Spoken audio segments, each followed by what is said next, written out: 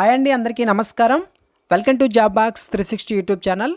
SSC GD constable ఎగ్జామ్లో మనకి ఏ models వస్తున్నాయి, జీకేలో అయితే ఏ టాపిక్స్ వస్తున్నాయి, ఇవన్నీ మీకు ప్రతిరోజు అప్డేట్ చేస్తూ ఉన్నాం.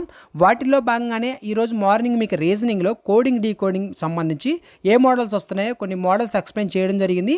అదేవిధంగా మీకు ఆ లెటర్స్ ఎలా గుర్తుంచుకోవాలి, ఆపోజిట్ లెటర్స్ ఎలా గుర్తుంచుకోవాలి, వాటికి సంబంధించిన కోడ్స్, కొన్ని ట్రిక్స్ అనేది మీకు ఎక్స్ప్లెయిన్ చేశాను. ఒకవేళ వీడియో చూసుకున్నట్లయితే ఒకసారి చూసుకోండి, మీకు చాలా ఉపయోగపడుతుంది. ఇక ఈ వీడియోలో జీకేలో భాగంగా స్టాటిక్ జీకే మనకి ఏప్రిల్ 27 నుంచి మే 2 వరకు జరిగినటువంటి అన్ని షిఫ్ట్లలో ఈ స్టాటిక్ జీకే నుంచి ఏ క్వశ్చన్స్ వచ్చాయి, ఆ క్వశ్చన్స్ అన్నీ ఒకే వీడియోలో మీకు ఈ వీడియోలో అందిస్తాను.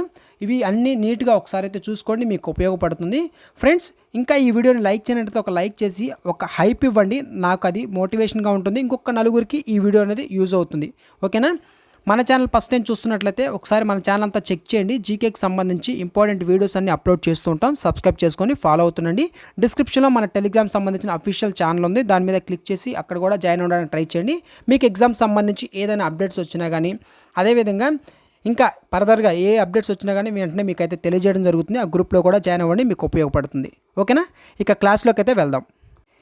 ఇవన్నీ వెరీ వెరీ ఇంపార్టెంట్ అండి, మనకి ఎగ్జామ్లో అడిగినటువంటి క్వశ్చన్స్. ఓకేనా? భారతదేశపు మొదటి పంచవర్ష ప్రణాళిక ఏ మోడల్ ఆధారంగా రూపొందించబడింది? ఏ మోడల్ ఆధారంగా అంటే హరాడ్ డోమర్ మోడల్. ఏంటి? హరాడ్ డోమర్ మోడల్ ఆధారంగా రూపొందించడం జరిగింది. ఈ ప్రణాళిక, ఈ మొదటి పంచవర్ష ప్రణాళిక ఏ సంవత్సరం నుంచి ఏ సంవత్సరం వరకు అంటే 1951 నుంచి 56 మధ్య కాలంలో, ఓకేనా, అమలు చేయబడడం జరిగిందనమాట. ఇందులో మనకి వ్యవసాయ రంగానికి అత్యధిక ప్రాధాన్యత ఇవ్వడం జరిగింది. ఓకేనా? నెక్స్ట్ క్వశ్చన్ చూడండి. మనకి పీసీపీఎన్డిటీ చట్టం ఏ సంవత్సరంలో అమలు చేయబడింది? ఏ సంవత్సరం అంటే 1994లో అమలు చేయబడడం జరిగింది. మనకి యొక్క పీసీపీఎన్డిటీ అంటే ఏంటి అంటే preconception and prenatal diagnostic techniques అనమాట. ఓకేనా? ఇదేంటంటే లింగ నిర్ధారణ పరీక్షలు ఏవైతే ఉంటాయో వీటిని అరికట్టడానికి తెచ్చినటువంటి ఒక చట్టం. ఓకేనా? థర్డ్ క్వశ్చన్ చూడండి. సిక్కులచే హోలా మొహల్లా పండుగ ఏ రోజున జరుపుకుంటారు? ఏ రోజున అంటే హోలీ ఉంది కదా, హోలీ జరుపుకుంటారు కదా, ఆ హోలీ జరుపుకున్నటువంటి మరుసటి రోజున జరుపుకోవడం జరుగుతుందనమాట. హోలా మొహల్లా అనే ఫెస్టివల్. ఓకేనా?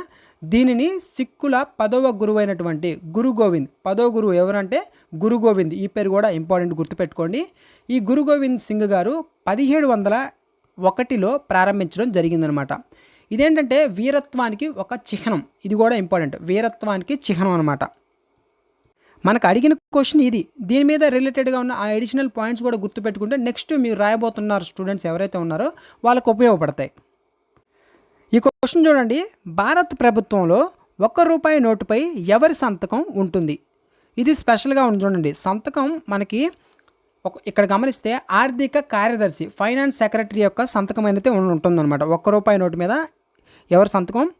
ఆర్థిక కార్యదర్శి, ఆప్షన్ సి, ఫైనాన్స్ సెక్రటరీ యొక్క సంతకం అనేది ఉంటుంది.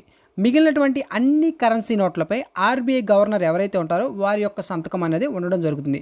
₹1 నోటు తప్ప మిగిలిన నోట్లన్నీ గవర్నర్ సంతకం అయితే ఉండడం జరుగుతుంది అనమాట. ఓకేనా? ఆర్బీఐ గవర్నర్ యొక్క సంతకం. Next question. సింధు లోయ నాగరికత యొక్క అత్యంత ఉత్తర ప్రాంతం ఏది? ఉత్తర ప్రాంతం, నార్త్ మోస్ట్ సైటు ఏది అంటే మనకి మాండా. ఏంటి? మాండా అనేది ఉత్తర ప్రాంతం అండి, గుర్తుపెట్టుకోండి మాండా అనేది. ఓకేనా? మాండా అనేది ఎక్కడుంది అంటే మనకి జమ్మూ కాశ్మీర్లోని చీనబ్ నది ఒడ్డునైతే ఉందన్నమాట ఈ యొక్క మాండా అనేది. ఓకేనా? దైమతాబాద్ దక్షిణాన మరియు అలంగీర్పూర్ తూర్పున ఉండడం అయితే జరిగిందనమాట. ఇవి కూడా ఇంపార్టెంటే కదా మనకి. మాండా మనం చూసాం. అదేవిధంగా ఇక్కడ దైమతాబాద్ ఉంది కదా, ఈ దైమతాబాద్ అనేది దక్షిణాన ఉంటుంది. అలంగీర్పూర్ ఉంది కదా, ఈ అలంగీర్పూర్ అనేది తూర్పునైతే ఉండడం జరుగుతుంది. ఇవి కూడా మీరు చూసుకుంటే మంచిది. ఈ క్వశ్చన్ చూడండి. భారతదేశంలో భూమి యొక్క గురుత్వాకర్షణ శక్తితో పోలిస్తే చంద్రునిపై గురుత్వాకర్షణ ఎంత ఉంటుంది? మీకు షిఫ్ట్ అనాలిసిస్ చెప్పేటప్పుడు చెప్పాను. ఈ క్వశ్చన్ ఎంత ఉంటుంది అంటే 1/6 వంతు, 1/6 అనమాట. ఓకేనా? చంద్రుని ద్రవ్యరాశి తక్కువ కాబట్టి గురుత్వాకర్షణ కూడా తక్కువగానే ఉంటుంది, గుర్తుపెట్టుకోండి. ఓకేనా? దీనివల్ల ఏంటంటే అక్కడ మన బరువు అనేది 1/6 వంతు మాత్రమే కనిపించడం జరుగుతుంది. Next question. ప్రపంచ సంతోష సూచిక వరల్డ్ హ్యాపీనెస్ రిపోర్టు ఏ సంస్థ ద్వారా ప్రచురించబడుతుంది? ఏ సంస్థ అంటే యుఎన్ఎస్డిఎస్ఎన్ ద్వారా ప్రచురించబడుతుంది. ఓకేనా. ఇది మనకి ప్రతి సంవత్సరం 6 ప్రధాన సూచికల ఆధారంగా దేశాలకు ర్యాంకులు అనేది ఇవ్వడం జరుగుతుందన్నమాట. 6 ప్రధాన సూచికల ఆధారంగా దేశాలకు ర్యాంకులు అనేది ఇవ్వడం అనేది జరుగుతుంది. 2024లో 16 ఏళ్లలోపు పిల్లలకు సోషల్ మీడియాపై నిషేధం విధించిన మొదటి దేశం ఏది? మొదటి దేశం ఏది అంటే మనకి ఆస్ట్రేలియా. ఏ దేశం? ఆస్ట్రేలియా అనమాట. పిల్లల రక్షణ కోసం ఆస్ట్రేలియా ప్రభుత్వం ఈ చారిత్రాత్మకమైనటువంటి నిర్ణయం తీసుకోవడం జరిగింది. సముద్ర మట్టం వద్ద ఫీల్డ్ హాకీ పిచ్ యొక్క ప్రామాణిక పొడవు ఎంత? ఎంత అంటే 91.4 మీటర్స్. 91.4 మీటర్స్. అంతర్జాతీయ హాకీ నియమాల ప్రకారం పిచ్ పొడవు 100 గజాలు అంటే 91.4 మీటర్లు. గజాల్లో అయితే 100 గజాలు అనమాట, 100 గజాలు. సో ఇక్కడ క్వశ్చన్ ఇక్కడ నుంచి చూడండి. ఓకేనా. ఫీల్డ్ హాకీ పిచ్ యొక్క ప్రామాణిక పొడవు. ఓకేనా. నెక్స్ట్ క్వశ్చన్, భారతీయ జీవిత బీమా సంస్థ ఎల్ఐసి ఏ సంవత్సరంలో స్థాపించబడింది? ఏ సంవత్సరం అంటే 1956 సంవత్సరంలో స్థాపించబడడం జరిగింది. ఎల్ఐసి అనేది 1 డిసెంబర్ 1 సెప్టెంబర్ 1956న స్థాపించబడడం జరిగింది. దీని ప్రధాన కార్యాలయం హెడ్ క్వార్టర్స్ అనేది ముంబైలో ఉంది, గుర్తుపెట్టుకోండి. రాష్ట్రపతి ఏ అధికారణం అంటే ఏ ఆర్టికల్ ప్రకారం ఆర్థిక అత్యవసర పరిస్థితులు ప్రకటించగలరు? ఏ ఆర్టికల్ ప్రకారంగా? ఆర్టికల్ చూసుకుంటే మనకి ఇక్కడ ఏంటి, ఆర్థిక ఫైనాన్స్ వచ్చింది కాబట్టి 360. ఓకేనా. 360వ ఆర్టికల్. భారతదేశంలో ఇప్పటి వరకు ఒక్కసారి కూడా ఆర్థిక అత్యవసర పరిస్థితి అనేది విధించలేదు, గుర్తుపెట్టుకోండి. ఒక్కసారి కూడా విధించలేదన్నమాట. స్వాతంత్ర్యం తర్వాత భారతదేశం నుండి వస్తువులను ఎగుమతి చేయడానికి అభివృద్ధి చేసిన మొదటి ప్రధాన ఓడరేవు ఏది అంటే కాండ్లా అనమాట. కాండ్లా ఓడరేవు, కాండ్లా పోర్ట్ అనేది. ఓకేనా. మొదటిది ఇది. అయితే ఇది ఎక్కడుంది అంటే గుజరాత్లో ఉంది. ఓకేనా.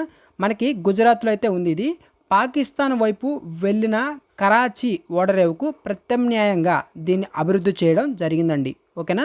దీనిని ఇప్పుడు మనం ఏంటంటే దీన్ దయాల్ ఓడరేవు అని చెప్పేసి కూడా పిలుస్తున్నారు. ఇంపార్టెంట్ ఇది. ఓకేనా. దీన్ దయాల్ ఓడరేవు. పురాతన భారతీయ వైద్య విధానం ఆయుర్వేదం పితామహుడిగా ఎవరిని పిలుస్తారు? ఆయుర్వేద పితామహుడిగా ఎవరిని పిలుస్తారంటే చరకుడిని పిలవడం జరుగుతుంది. చరకుడు రాసినటువంటి చరక సంహిత ఏంటి? చరక సంహిత. ఓకేనా. ఆయుర్వేదంలో ప్రామాణిక గ్రంథంగా పరిగణించబడడం జరుగుతుంది. ప్రధానమైనటువంటి గ్రంథంగా పరిగణించబడడం జరుగుతుంది అనమాట. చరకుడు ఆన్సర్. పోలీస్ స్టేషన్లో నేరం జరిగినప్పుడు దానికి సంబంధించినటువంటి ఫిర్యాదును అధికారికంగా నమోదు చేసే పత్రాన్ని ఏమంటారు? అధికారికంగా నమోదు చేసేటటువంటి పత్రాన్ని ఫైర్ అని చెప్పేసి అంటారు. FIR. ఓకేనా. అంటే ఫస్ట్ ఇన్ఫర్మేషన్ రిపోర్ట్. FIR అంటే ఫస్ట్ ఇన్ఫర్మేషన్ రిపోర్ట్. ఏమైనా నేరం జరిగినప్పుడు బాధితులు ఇచ్చేటటువంటి మొదటి సమాచారాన్ని FIR ఫైర్ అని చెప్పేసి అనడం జరుగుతుంది. ఇది దర్యాప్తుకు ప్రాథమిక ఆధారం. ఒక ఆధీన ఉద్యోగి తనపై అధికారిక నివేదికలు లేదా ఫీడ్బ్యాక్ ఇచ్చే సమాచార మార్పిడిని ఏమంటారు అంటే అప్వర్డ్ కమ్యూనికేషన్ అని చెప్పేసి అనడం జరుగుతుంది. ఇక్కడ మనం గమనిస్తే కింది స్థాయి నుంచి పై స్థాయికి సమాచారం వెళ్ళడానికి అప్వర్డ్ లేదా మనకి ఊర్ధ్వగమి, తెలుగులో అయితే ఊర్ధ్వ, ఇంగ్లీష్లో గుర్తుపెట్టుకోండి అప్వర్డ్ సమాచార మార్పిడి అని చెప్పేసి అనడం జరుగుతుంది. చబాహార్ ఓడరేవు ద్వారా భారతదేశం ఏ దేశంతో నేరుగా వ్యాపార మార్గాన్ని పొందుతుంది? ఏ దేశంతో అంటే ఆఫ్ఘనిస్తాన్తో. ఓకేనా. మనకి పాకిస్తాన్ గుండా వెళ్లకుండా ఇరాన్లోని చబాహర్, ఓకేనా, ఏంటి చబాహర్ ఓడరేవు ద్వారా ఆఫ్ఘనిస్తాన్ మరియు మధ్య ఆసియా దేశాలతో భారత వ్యాపారం చేస్తూ ఉందన్నమాట. ఓకేనా. కిదాంబి శ్రీకాంత్ ఏ సంవత్సరంలో BWF వరల్డ్ ఛాంపియన్షిప్ ఫైనల్కు చేరుకున్నటువంటి మొదటి భారతీయ పురుష క్రీడాకారుడిగా నిలిచారు అంటే 2021 ఏ సంవత్సరం అంటే 2021. ఈ 2021లో స్పెయిన్లో జరిగినటువంటి ఈ ఛాంపియన్షిప్లో శ్రీకాంత్ రజత పథకం అంటే సిల్వర్ మెడల్ అనేది గెలవడం జరిగింది. అబ్బాయిలలో యుక్త వయసు ప్రారంభానికి ప్రధాన శారీరక సంకేతం ఏది అంటే వృషణాల పరిమాణం పెరగడం. ఓకేనా, వృషణాల పరిమాణం పెరగడం. Option B correct answer. ఇక్కడ మీరు తెలుసుకోవాల్సినటువంటి పాయింట్ ఏంటంటే టెస్టోస్టెరాన్ హార్మోన్ ఉత్పత్తి పెరగడం వల్ల ఇది జరుగుతుందన్నమాట. ఓకేనా, ఇదేంటంటే ప్యూబర్టీకి మొదటి శారీరక సంకేతం. నెక్స్ట్ క్వశ్చన్ చూడండి, ఇవన్నీ చాలా ఇంపార్టెంట్ అండి, కంపల్సరీగా ప్రతి ఒక్కరు చూసుకోండి. భూమి యొక్క అయస్కాంత క్షేత్రం మ్యాగ్నెటిక్ ఫీల్డ్ గణనీయంగా బలహీనపడితే వచ్చే అతిపెద్ద నష్టం ఏంటి? అతిపెద్ద నష్టం అంటే మనకి సౌర వికిరణం పెరిగి సాంకేతికతకు హాని కలగడం. ఓకేనా, సౌర వికిరణం పెరిగి సాంకేతికతకు హాని అనేది కలగడం జరుగుతుంది. ఇక్కడ ఏంటంటే మనకి భూమి అయస్కాంత క్షేత్రం సూర్యుడి నుంచి వచ్చే హానికరమైనటువంటి కిరణాలను ఏవైతే ఉంటాయో ఈ రేసు నుంచి రక్షించడం జరుగుతుందన్నమాట. ఇదేంటంటే బలహీనపడితే శాటిలైట్లు, ఓకేనా, GPS, తర్వాత విద్యుత్ గ్రిడ్లకు చాలా ప్రమాదం అనేది ఉంది. Next question, national sample survey office NSSO ప్రధాన పని ఏంటి అంటే మనకి సామాజిక ఆర్థిక సర్వేలు చేయడమే దీని యొక్క ప్రధాన పని అనమాట. NSSO గుర్తుపెట్టుకోండి, సామాజిక ఆర్థిక సర్వేలు చేయడం అనమాట. ఈ సామాజిక ఆర్థిక సర్వేలు చేయడం అంటే ఏంటంటే నిరుద్యోగం, పేదరికం, ఏవైతే ఈ యొక్క వినియోగం వంటి అంశాలు ఉంటాయో ఈ అంశాలపై ఇది సమగ్రమైన డేటాని సేకరించడం జరుగుతుంది. ఓకేనా, ఇది ప్రభుత్వ నిర్ణయాలకి కీలకమైంది. నెక్స్ట్ క్వశ్చన్, పోలీస్ స్టేషన్లో కేసు నమోదైనప్పుడు FIR యొక్క పూర్తి రూపం ఏంటి? మనం బిఫోర్ చూసాం, ఈ FIR మనకి కేసు నమోదు చేసేటప్పుడు దాన్ని ఏమంటారనే క్వశ్చన్ చూసాం. అది ఒక షిఫ్ట్కి సంబంధించింది. నెక్స్ట్ తర్వాత ఈ ఒక షిఫ్ట్లో ఎలా అడిగారంటే ఈ ఫైర్ యొక్క అబ్రివేషన్ అడిగారు. ఓకేనా, ఇక్కడ చూడండి ఒకే క్వశ్చన్ 2 రకాలుగా అడిగారు. ఫైర్ యొక్క అబ్రివేషన్ మనం ఆల్రెడీ చూసాం. ఫస్ట్ ఇన్ఫర్మేషన్ రిపోర్ట్ అనేది ఫైర్ యొక్క అబ్రివేషన్. ఓకేనా, సో కాబట్టి కొన్ని క్వశ్చన్స్ రిపీట్ అవుతాయి. ఇవన్నీ చాలా ఇంపార్టెంట్, ఒకసారి అయితే చూసుకోండి. భారతరత్న అవార్డు పొందినటువంటి మొదటి భారతీయ మహిళ ఎవరు? మొదటి భారతీయ మహిళ ఎవరంటే ఇందిరాగాంధీ గారు. ఓకేనా, భారతరత్న అవార్డు పొందినటువంటి మొదటి భారతీయ మహిళ ఇందిరాగారు అనమాట. ఇందిరాగాంధీ గారు 1971లో భారతరత్న అవార్డు అనేది పొందడం జరిగింది, వీరికి లభించడం జరిగింది. భారతదేశం మొదటిసారిగా క్రికెట్ ప్రపంచ కప్పుకు ఏ సంవత్సరంలో ఆతిథ్యం ఇచ్చింది అంటే 1987 సంవత్సరంలో ఇవ్వడం జరిగిందండి. 1987లో ప్రపంచ కప్పుకు భారత్ మరియు పాకిస్తాన్ సంయుక్తంగా ఆతిథ్యం అనేది ఇవ్వడం అనేది జరిగిందనమాట.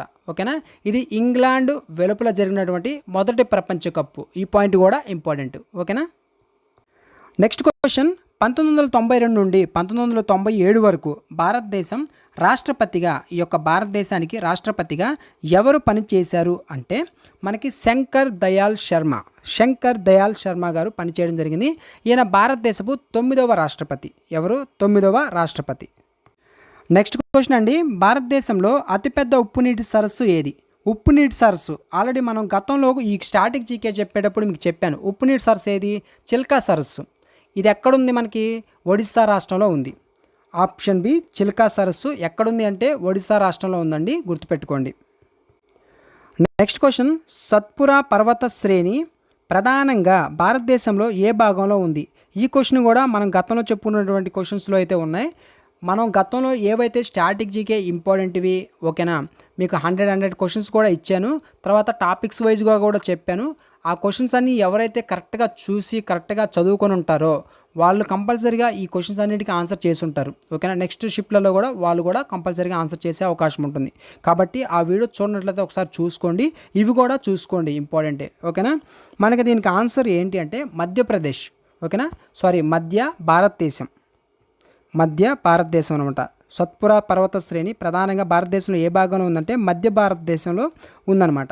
ఓకేనా, ఇది ప్రధానంగా మనకి మధ్య భారతదేశం అంటే ఇటు మధ్యప్రదేశ్, మహారాష్ట్ర ప్రాంతాల్లో విస్తరించి అయితే ఉందన్నమాట. ఓకేనా, మొదటి ఆంగ్లో మైసూర్ యుద్ధం ఏ కాలంలో జరిగింది? మొదటి ఆంగ్లో మైసూర్ యుద్ధం వచ్చేసరికి మనకి 1767లో నుంచి 1769 మధ్యకాలంలో ఈ యొక్క ఆంగ్లో మైసూర్ యుద్ధం అనేది జరిగిందండి. ఇదేంటంటే హైదరాలీ మరియు బ్రిటిష్ ఈస్ట్ ఇండియా కంపెనీ మధ్య జరిగిందనమాట. హైదరాలీ అండ్ బ్రిటిష్ యొక్క ఈస్ట్ ఇండియా కంపెనీ వీటి మధ్య జరిగింది 1767 నుంచి 1769 మధ్య కాలంలో. ప్రాచీన కాలంలో ఫ్రెంచ్ వారు భారతదేశానికి రావడానికి ప్రధాన ఉద్దేశం ఏంటి? ప్రధాన ఉద్దేశం ఏంటండి? వ్యాపారం చేయడం. స్టార్టింగ్ వాళ్ళు వ్యాపారం చేయడానికే మన ఇండియాకి రావడం జరిగింది, గుర్తుపెట్టుకోండి. ఫ్రెంచ్ వారు ఏంటంటే సుగంధ ద్రవ్యాలు, తర్వాత రంగులు, తర్వాత వస్త్రాల వ్యాపారం ఏదైతే ఉంటుందో ఈ వ్యాపారాల కోసం భారతదేశానికి రావడం జరిగింది. ఈ క్వశ్చన్ చూడండి. కణంలో లైజోజోమ్ యొక్క ప్రధాన విధి ఏంటి? లైజోజోమ్ యొక్క ప్రధాన విధి ఏంటంటే వ్యర్థ పదార్థాలు ఏవైతే ఉంటాయో ఈ యొక్క వ్యర్థ పదార్థాలను తొలగించడం మరియు జీర్ణం చేయడమే దీని యొక్క ప్రధాన విధి అనమాట. ఓకేనా. ఈ లైజోజోమ్లు కణంలోని వ్యర్థాలను జీర్ణం చేస్తాయి కాబట్టే మనం వీటిని ఆత్మహత్య సంచులను అని చెప్పేసి కూడా పిలవడం జరుగుతుంది. ఆత్మహత్య సంచులు అని చెప్పేసి కూడా పిలుస్తారు. సూసైడ్ బ్యాగ్స్ అని లైజోజోమ్స్ని మనం పిలవడం జరుగుతుంది. Option C correct answer. Next question, గుండె కొట్టుకోవడం అనేది ఏ రకమైనటువంటి శరీర చర్య? ఏ రకమైన చర్య అండి? అనిశ్చిత చర్య, ఇన్వాలంటరీ యాక్షన్ అనమాట గుండె కొట్టుకోవడం అనేది. మన నియంత్రణలో లేకుండా జరిగేటటువంటి చర్యను అనిశ్చిత చర్య అంటాం. అది మన ఆధీనంలో ఉండదన్నమాట ఈ గుండె కొట్టుకోవడం అనేది. ఓకేనా. గుండె కానీ శ్వాస తీసుకోవడం, శ్వాస వదలడం వీటిని ఏంటంటే అనిశ్చిత చర్యలు అని చెప్పేసి అంటాము. ఓకేనా. గుండె శ్వాసక్రియ వీటిని ఈ రెండు ఏవైతే ఉంటాయో ఇవి దీనికి ఎగ్జాంపుల్స్. ఇక్కడ ఆన్సర్ ఏంటి? అనిశ్చిత చర్య. Option B correct answer. భారత రాజ్యాంగ పరిషత్తుకు రాజ్యాంగ సలహాదారుగా ఎవరు పనిచేశారు? రాజ్యాంగ సలహాదారుగా బిఎన్ రాయ్. ఓకేనా. బిఎన్ రావు. ఓకేనా. Option B correct answer. మనకి సర్ బెంగల్ నర్సింగ్ రావు, బిఎన్ రావు రాజ్యాంగ రచనలో సలహాదారుగా ఎంతో కీలక పాత్ర అనేది పోషించారండి. నెక్స్ట్ క్వశ్చన్, సంపూర్ణ సూర్యగ్రహణం సమయంలో సూర్యునిలో కనిపించే భాగం ఏది? సూర్యునిలో కనిపించే భాగం ఏంటి? కరోనా. ఇది కూడా మనం గత వీడియోస్లో చెప్పేటప్పుడు చెప్పాను, corona. Option B correct answer. సూర్యగ్రహణం సమయంలో మనకేంటంటే సూర్యుడి పై భాగం ఏదైతే ఉంటుందో ఆ పై భాగం మాత్రం కనిపిస్తుంది అనమాట. దీన్నే మనం కరోనా అని చెప్పేసి పిలవడం జరుగుతుంది. ఈ క్వశ్చన్ చూడండి, భూమి తన అక్షంపై వంగి ఉండటం, ఓకేనా, యాక్సిల్ టిల్ట్ వల్ల కలిగే ప్రధాన ప్రభావం ఏంటి అంటే ఋతుపవనాలు అనేవి మారడం. ప్రధాన ప్రభావం ఏంటంటే ఋతుపవనాలు మారడం అనమాట. భూమి ఏంటంటే 23.5 డిగ్రీలు వంగి ఉండడం వల్ల సూర్యరశ్మి పడేటటువంటి కోణం అనేది మారడం జరుగుతుంది. దీనివల్ల ఏంటంటే మనకి ఋతుపవనాలు సీజన్స్ ఏవైతే ఉంటాయో ఇవి ఏర్పడడం జరుగుతుందన్నమాట. నెక్స్ట్ క్వశ్చన్, భౌగోళికంగా గ్రేట్ నికోబార్కు అత్యంత సమీపంలో ఉన్న దేశం ఏది? చూడండి ఎలాంటి క్వశ్చన్స్ అడుగుతున్నారో. మనకి గ్రేట్ నికోబార్కు అత్యంత సమీపంలో ఉన్నటువంటి దేశం ఏది అంటే ఇండోనేషియా. Option C Indonesia. ఇండోనేషియాకు చెందినటువంటి సుమత్రా దీవి గ్రేట్ నికోబార్కు అత్యంత దగ్గరగా అయితే ఉంటుంది. సుమత్రా ఏంటి? సుమత్రా దీవి అనేది మనకి గ్రేట్ నికోబార్కి దగ్గరలో అయితే ఉంటుంది. భారత రాజ్యాంగంలో మొత్తం ఎన్ని రకాల అత్యవసర అధికారాలు అయితే ఉంటాయి? ఓకేనా. ఎన్ని రకాల అత్యవసర అధికారాలను పేర్కొనబడ్డాయి అంటే 3 అనమాట. ఏంటంటే 3. ఓకేనా. వాటిలో మనకి ఒకటి వచ్చేసరికి జాతీయ అత్యవసర పరిస్థితి. ఓకేనా. జాతీయ అత్యవసర పరిస్థితి ఆర్టికల్ 352. ఓకేనా. ఆర్టికల్ కూడా ఇంపార్టెంటే. నెక్స్ట్ రెండోది వచ్చేసరికి రాష్ట్రపతి పాలన. ఏంటి? ఆర్టికల్ 356 రాష్ట్రపతి పాలన. మూడోది వచ్చేసరికి ఆర్థిక అత్యవసర పరిస్థితి, ఆర్థికంగా ఫైనాన్షియల్ ఎమర్జెన్సీ అనమాట. ఆర్టికల్ 360. ఓకేనా. ఈ 3 కూడా ఇంపార్టెంటే. నెక్స్ట్ క్వశ్చన్, చివరి శక్తివంతమైన మొఘల్ చక్రవర్తి ఔరంగజేబు ఏ సంవత్సరంలో మరణించారు? ఏ సంవత్సరం అంటే 1707లో మరణించడం జరిగింది. ఈ ఔరంగజేబు 1707లో మరణించారు. ఆయన మరణం తర్వాత మొఘల సామ్రాజ్య పతనం అనేది మొదలవడం జరిగింది. ఓకేనా. ఆయన ఏంటంటే అలంగీర్ అని చెప్పేసి కూడా పిలుస్తారు. ఇంపార్టెంట్, ఏమని పిలుస్తారు? అలంగీర్ అని చెప్పేసి కూడా పిలుస్తారు. నెక్స్ట్ క్వశ్చన్, 4 వేదాలలో ఏది సంగీతం మరియు గానానికి సంబంధించింది? సంగీతం అనగానే మీకు గుర్తు రావాల్సింది వచ్చేసరికి సామవేదం. ఏంటి? సామవేదం అనేది సంగీతానికి సంబంధించింది. ఈ సామవేదాన్ని భారతీయ సంగీతానికి మూలం అని చెప్పేసి కూడా పిలుస్తారు. ఓకేనా. ఋగ్వేదంలో శ్లోకాలను గానం చేయడానికి దీన్ని ఉపయోగించడం జరుగుతుంది.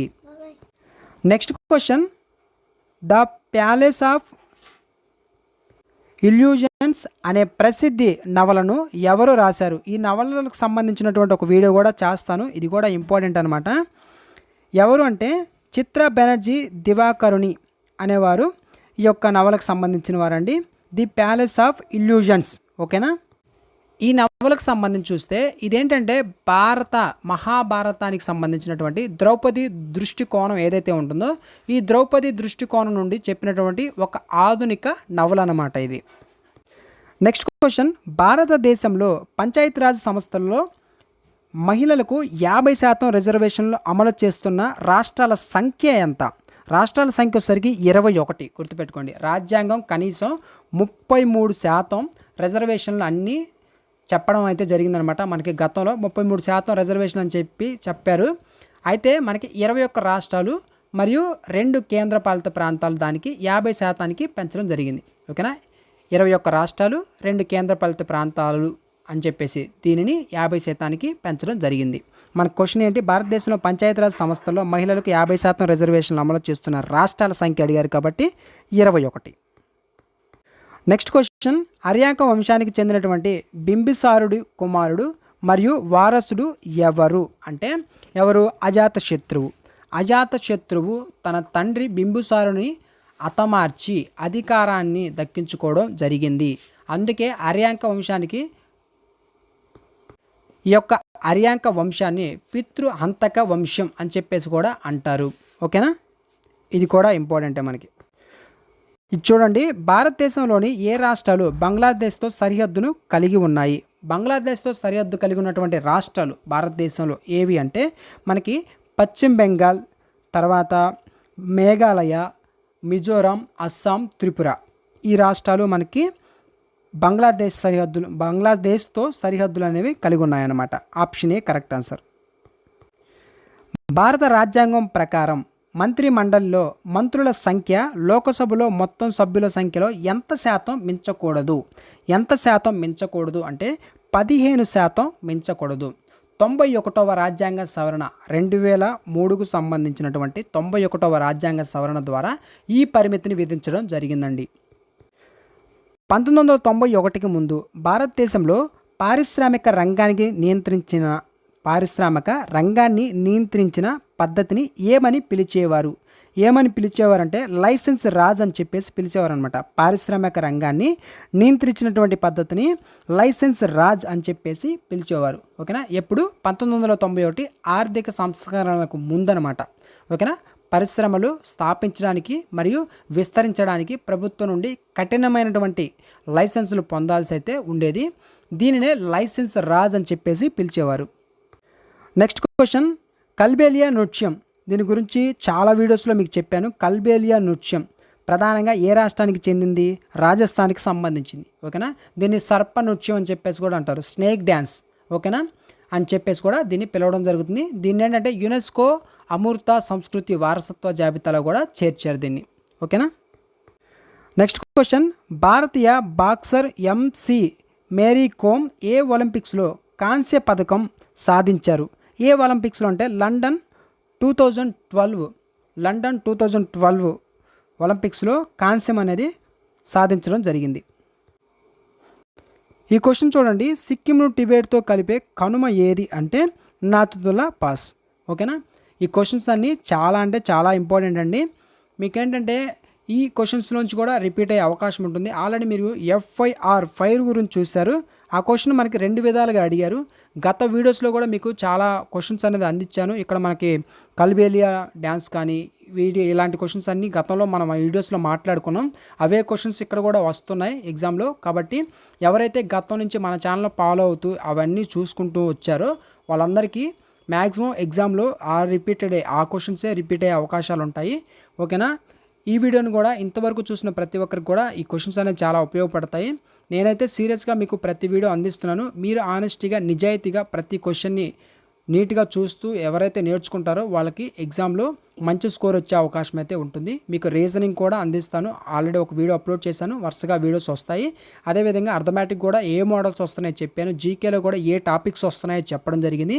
కాబట్టి ప్రతి ఒక్కటి జాగ్రత్తగా మీరు చూసుకొని ఎగ్జామ్కి బాగా ప్రిపేర్ అవ్వండి. ఓకేనా. నెక్స్ట్ షిఫ్ట్లో ఎవరికైతే ఉన్నారో వాళ్ళందరికీ ఆల్ ది బెస్ట్. సో ఈ వీడియోని ఇంకా లైక్ చేయనట్లయితే లైక్ చేయండి, ఒక హైప్ కూడా ఇవ్వండి. ఇంకొక నలుగురికి ఈ వీడియో అనేది ఉపయోగపడుతుంది, రీచ్ అవుతుంది.